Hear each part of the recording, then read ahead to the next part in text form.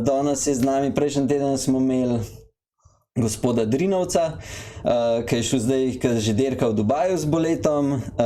Ta teden je pa z nami, rečemo, selektor ali direktor, športni direktor. Selektor U23 reprezentance.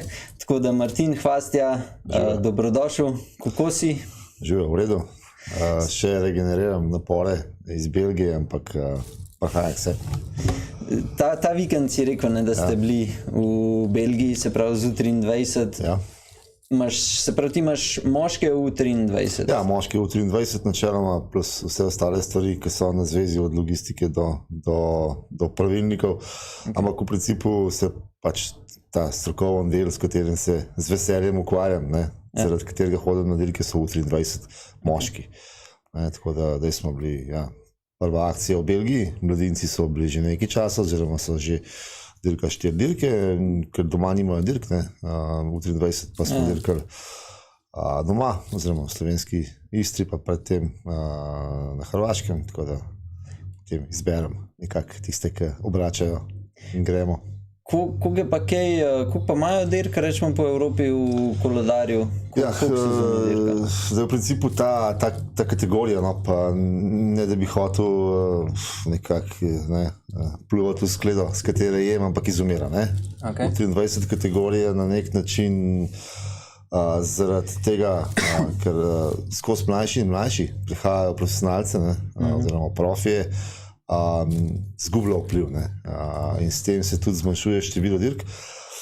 Poleg tega dirk je še kar nekaj, oziroma predvsej dirke za kategorijo U23, ne šteje več sicer vse za pokal narodov, ki je pač specifično točkovanje, ampak problem so te močne, velike development ekipe, to so podmladki ali pa pomanjšane različice World Tour ekip, in enostavno imajo prevelik budžet in preveč znanja in preveč sredstev, da bi lahko nacionalne reprezentance tekmovali z njimi.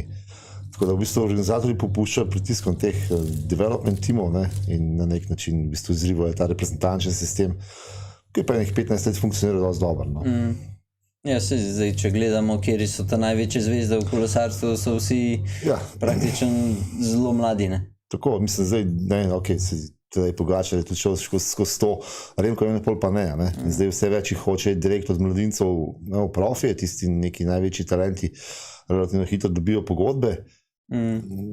Znanja je več, hitreje se deli, hitreje se širi in ta, ki smo včasih govorili, ampak ne se učil recimo še Primož Čerin, da je treba pač postopoma ratati kolesar, da to rabiš leta in da potem, ko prideš v profije, se 5 let učiš, tega pač ni več. To se mi zdi, da prvi tak primer, pa še Slovenc, saj, ko vem, da smo ga takrat ful spremljali, ko je imel dosežke nore, je bil Mohorič.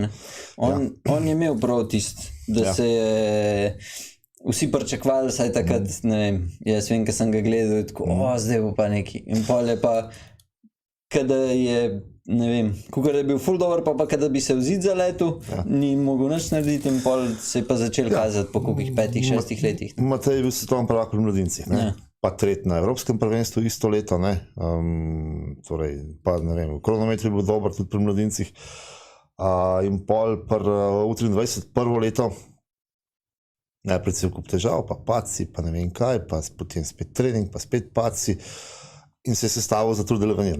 L'Avenir je največja dirka za to kategorijo, moraš imeti že prej točke, da sploh prideš tja, kot nacija, tako da moraš dirkati skozi celo sezono, takrat smo prišli relativno brez problemov na L'Avenir in tam je pač osvojil 2 etapi bil drug, enkrat za Jejcem, enkrat pa za Filipom in potem je bil svetovni prvak en teden potem, oziroma 10 dni potem.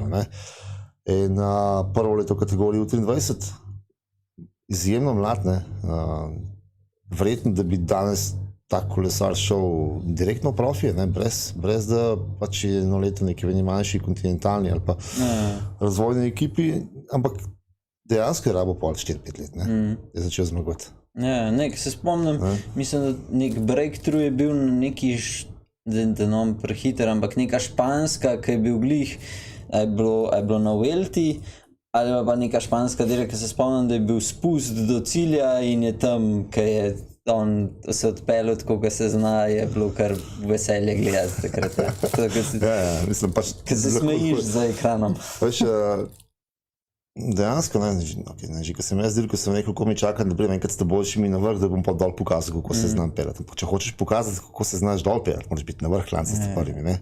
Spravo, najprej moraš dokaj priti, da si na vrhu v situaciji, da lahko hočeš dol hitro, ne? To, da se voziš pol ure od zadnji dol hitro, noben ne vidi, ne? In Matej pač je rabil kar nekaj časa, no, zdaj je pač prišel na ta vrhunski nivo in zdaj je tam, ne, zdaj sicer ne, gledam zadnje rezultate, kakšen korak mu manjka, do najboljših je pa zmeri zraven, ne. Tako da, ko se mu poklop, potem, ne, ko se mu zvezde nakloni, potem je najboljši. Ne, mislim, se tudi zdaj pri parih, že ta zadnja, ki je bila, a je bil Gent? E3. Ja, oziroma E3 pa Genfeld je mu delo, ja. Ja, sam mislim, da je na E3 je vozil, ne? Ja, na E3 je bil zraven, ja. Ja, na E3 je bil zraven, ja. In je tam se mu skozi, tako pač, kada je skozi čist mal ali zamudil, ali da je čist mal še rabil. Pol obrata rečemo temu. Jaz sem prav prvošel bi. Pol obrata od največjih treh ta trenutek, ne, za take dirke.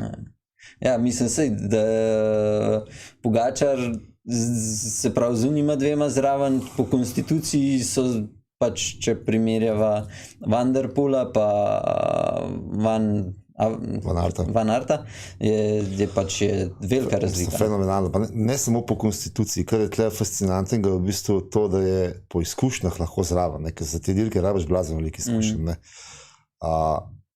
Ne vem, govoril sem te dni z Borutom Božičem, ko vod Leko Cycling Team for Juli in prenaša to znanje, ne. On je bil dolg časa v teh belgijskih ekipah, veliko je dirkal po severu in dejansko to dobiš šele, te izkušnje dobiš z leti, ne. In kako je nekoga naučiti, ne, da je takrat, kaj je treba na tistem mestu, kaj je treba ga kaj prepeljati in tam pol pustiti, da pokaže svoje, ker te dirke se ne odločajo v finalu, ne. To ni šprint ali pa to ni en klanca, ne. V teh dirkah imaš, ne vem, 20-30 točk, kjer se dirka lahko odloči, tega jih je treba pol izluščati 5 in tistih 5 moraš biti tam, ne. Vse klej, jaz, ko sem poslušal, se je zelo dobro videl, ko so že tam 100 km pred ciljem so že govorili, evo, čez 10 km je pa on odločilen, ko se cesta zoža, in tam, če te ni spredi... Ne, če tega ne veš ta pamet, ne, te ni zraven pola, ne. Ker so rekli, se pravi, da največji problem je, ko se toliko zoža, da pa se pravi, cesta je malo slabša in pol se toliko raztegne, če potegnejo sprednji, da si ti lahko zadnji, si lahko skoraj minuto, če si v zadnjem. Neskončen boj za pozicije. Govorimo o severno-belgijskih klasikah, pod katere spada še Paris-Roubaix, pa še kakšna dirka v Franciji, ne. In to je neskončen boj za pozicije, ne. Samo ne moreš biti skozi, ne, na Ferengi, kar rečemo, na čelu, ne.